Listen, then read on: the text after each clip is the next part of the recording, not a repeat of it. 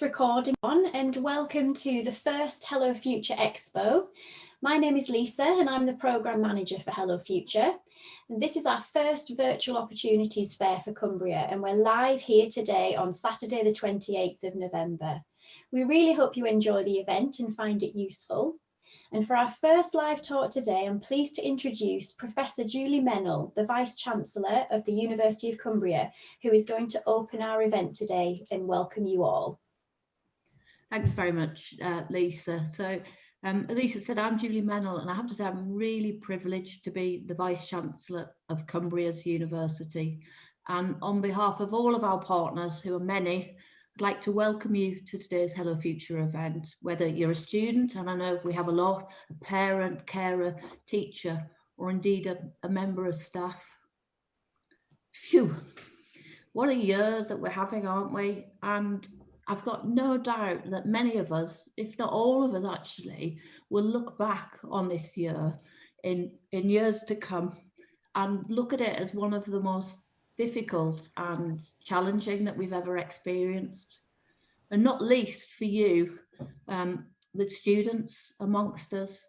You know, you're at key stages, aren't you, with your educational journey? And I'm sure it's been particularly difficult for you. Staying, like us all, motivated at time, particularly when you're dealing with such uncertainty, trying to keep delivering and achieving to the best of your ability. And then alongside having to consider what might come next for you and the route or the routes that you might take. So for all sorts of reasons, it's great you've joined us today so that we can help and support you. And we want you to interact with us as much as you're able, visit the webinars, the advice sessions, the Q&As, etc. And make sure that you get as much information as you can. And this is really important in terms of using sessions like today and others to make sure that you get as much advice and guidance as possible, because many of you may not know what you'd like to do next, what jobs might be available to you, whether university is right for you, whether you're academic enough, which course is best, which university, whether to stay home or move away. And that's all to be expected. And I know that I asked myself all of those questions when I was in your position. And like many of you, I'm sure, I was the first in my family to attend university. So sessions like this were really important in terms of talking to others who had more experience and knowledge to be able to share. So on the basis that it is, nearly 30 years now since I was at university, I'll share some advice with you, which I hope will help. The first is that university isn't only about a qualification and a future job. It's much more than that. It's about the environment, the experience, and the outcome that this provides. So it's really important that you think about what will give you a good experience and environment, and on a programme that will help you build the skills, the confidence and resilience to succeed whilst at university, on graduation and then beyond. And second, what I'd say is, in this fast-paced world we live in, many jobs and the jobs that you will have in the future don't even exist now. So if I think about my own academic field of forensics and crime scene investigation, 30 years ago, crime scene investigation was all about examining, analysing physical crime scenes. Now, many more crimes are aided and committed with and through technology, requiring data analytics and IT skills rather than fingerprint and blood analysis ones. So think about that. And alongside, recognise that you may well start on one path and then change direction. So I started out thinking I wanted to be an accountant. I applied for an accountancy and finance degree. I switched to a science degree prior to starting university. I finished my degree, joined the police, left, did a PhD, and now I'm a Vice-Chancellor. I couldn't have planned this route in advance or even known what a Vice-Chancellor was or what a Vice-Chancellor does. But going to university gave me the skills and confidence, as well as the qualification, to have many options and routes and to have the confidence to try different routes and paths and realise sometimes that they weren't for me and I was able to move on and up. So you don't have to have everything mapped out at this stage. If you do, that's great. But if you don't, then that's the majority of us. What you need to do and what we want to be able to support you to do is to make informed decisions, which will not only ensure the steps you take now are the right ones, but also importantly, they're the right ones for you for the next few years and throughout your life and careers. So I hope you enjoy the session, make the most of it, ask all the questions you have, whatever the questions, and remember, our goal is to equip you to achieve your full potential for you now, your future self, our communities and our economy. We take this very seriously and we'll do our absolute best. Thank you. And whilst I know it's tough, keep working hard, stay motivated when you can, ask when you're uncertain, anxious or in need. I know I do. And look after yourselves and others. I hope you have a great day. Lisa, back to you. Thank you very much. Thank you, Professor Julie Mennel, for opening our event today. So for everyone that's listening, we have our next talk of the day starting at 1:15, so in a few minutes' time, and that's the Your Future information specifically for pre-16s, and Laura, who's just joined us here, is going to be delivering that talk. So if you'd like to listen to that one, please stay on this call and it will start in a few minutes' time. Alternatively, we have another talk taking place, which is post-18 options and how to decide what to do. If you want to attend that talk, please leave this call and go back to the lecture theatre within the Expo site and join it from there. Thank you. The talk with Laura will start at 15:15 in 2 minutes' time. And welcome to our next live talk of the day, Your Future Information for Under 16s. And we have Laura here with us today from Hello Future. Laura is a graduate intern for West Cumbria and she's going to deliver this session. So over to you, Laura. Thank you, Lisa. I'm just struggling to share my screen. I won't be one moment. Right. Jack, if you just give me a thumbs up if you can see my screen. Great, thank you. Right, so good afternoon, everybody. As Lisa says, my name's Laura and I'm here to deliver the Your Future session, which is going to cover how we make informed decisions in our education and careers. So just before I start, just a bit of a reminder that within our booths, we have lots of information and activities. We have booths for students, parents and carers, and teachers and advisors, so something for everybody. We've got a fab few hours ahead, so make sure you make the most of the event. Our next session from us will be at 2 o'clock, which is Study Well, which will be delivered by my colleagues Jacqueline and Jamie. Also, as you can see, I've got Jack on the call, who's going to be in the chat box, which is at the bottom of the screen, who's going to add some links as I go through, but also it'll be able to answer any questions maybe through the session, and then if we've got some time at the end, we can also try to answer some then too. So before we start, if you've never come into contact with us before, then we're just a description of who we are. So we're a partnership of local colleges, universities and other organisations who all have the mutual goal of providing you with information and activities so that you feel confident in making decisions about your future. And our ultimate goal is to work towards higher education with you, so that includes university, higher apprenticeships and degree apprenticeships.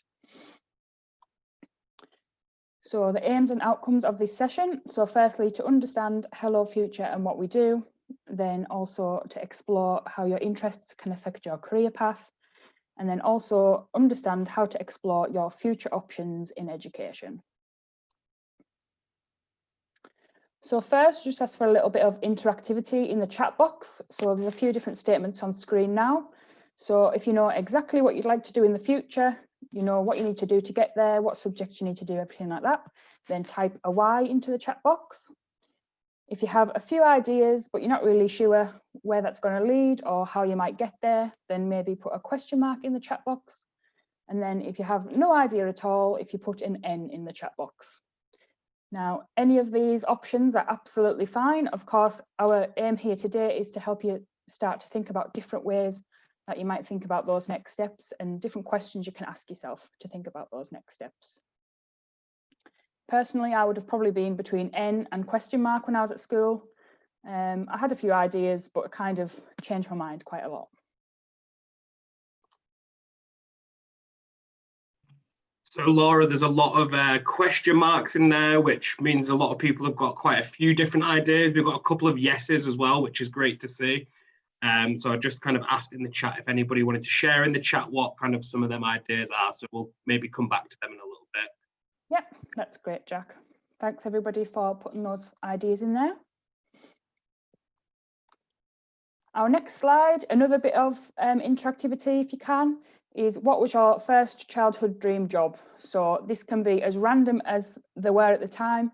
We've had loads of answers in the past, including not an ambulance driver or a paramedic, but an actual ambulance. Somebody wanted to be a robot. We've had plenty of different answers. As you can see on the screen, I wanted to be everything basically. When I was 5, I thought I could be a writer, a teacher and a singer all at the same time, which I suppose you could in some ways. And then I've got my colleague Alex on there as well, who wanted to be very specific. He wanted to be a detective, but with a yellow Ferrari. So have we got any answers in the chat, Jack? Yeah, we've got somebody wanting to go into policing. We've got somebody wanting to bin man, someone wanting to be an astronomer, a mechanic, a vet. So there's a whole range of different stuff. Yep. Somebody said they want to go into BAE. We've got a historian, an ambulance driver. So that, yeah, there's a whole range of different stuff, which is great to see. Yep, as I say, always good to see. Obviously, some of the more abstract ideas, as I say, somebody wanting to be a robot might have changed since they were a child. But obviously, some people will have had the same job from they were a child to what they want to do now, which is also absolutely fine. Because obviously, changing your mind is completely fine in these situations. So just to sort of preempt any technical issues, we took some screenshots from a video that we normally show, which is from Alan Watts, who is a philosopher, and he would normally go into universities in America. And as you can see from that first screenshot, he got a lot of students who got to the end of college or our university and didn't have a clue what they wanted to do.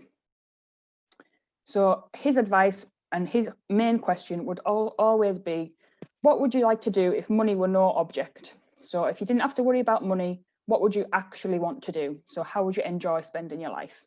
And that's a really important question to ask yourself.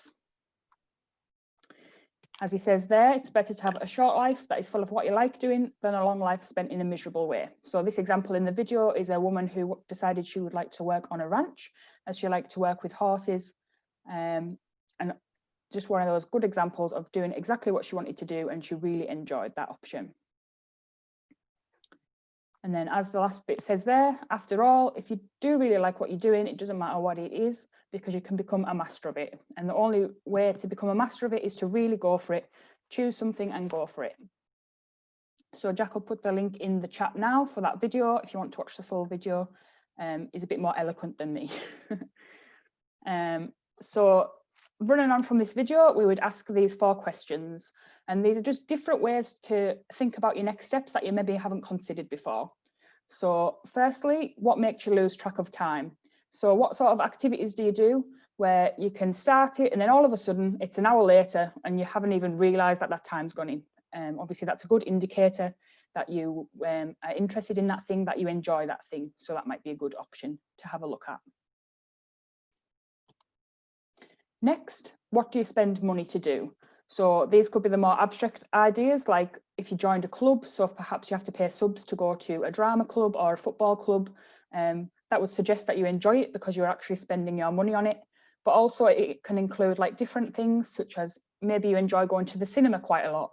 And so some ideas that you might be able to pick out of that is, if you're liking it because of the CGI and the production effects, then maybe that's something that you want to look into. Obviously you can do film and production courses and things like that. Perhaps you enjoy films because of the stories, so you could therefore look into creative writing courses, maybe English courses, things like that. So those things that you spend your money on, you can kind of pick out, why do you actually like those things and why do you spend your money on it? Just to let you know, Laura, got about 5 minutes left. Yeah, no problem.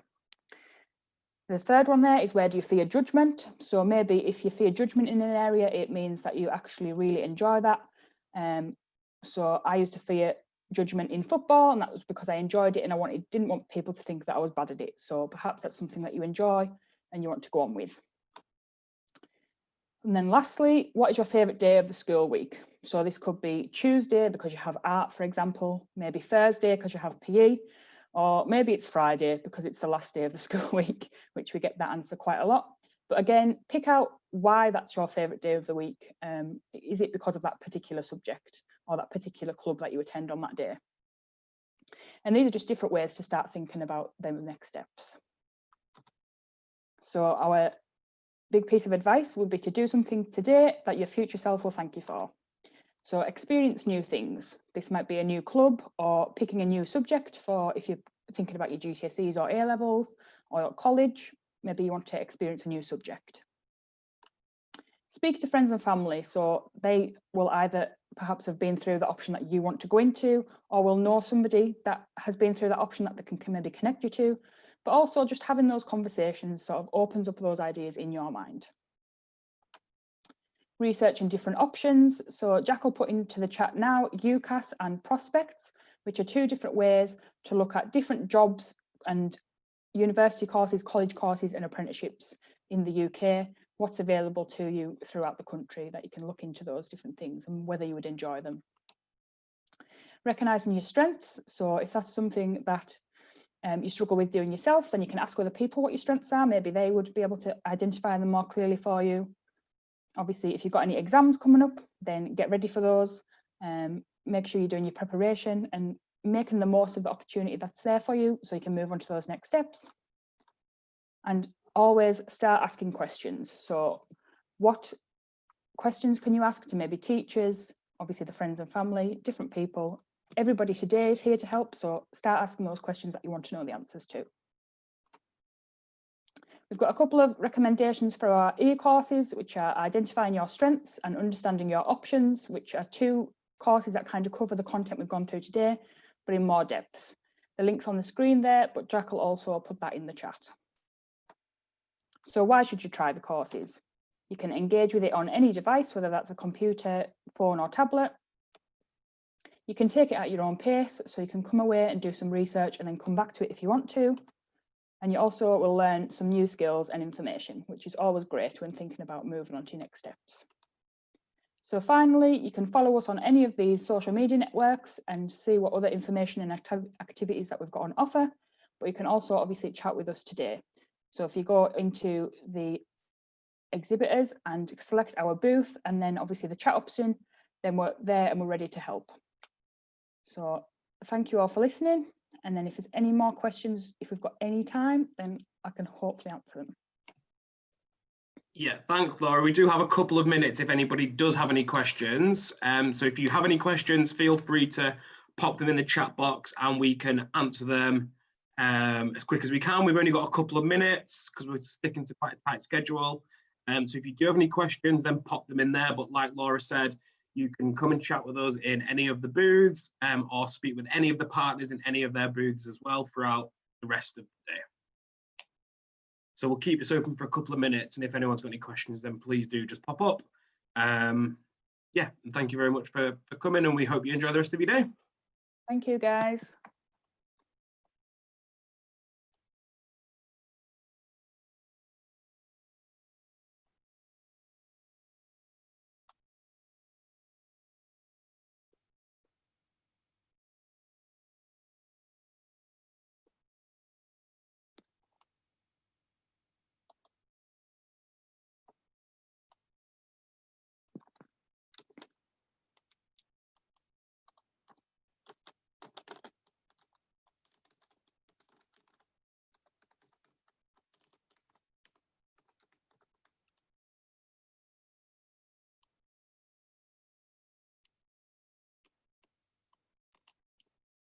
Okay, Laura, there's a chat there. There's a question here from Nathan.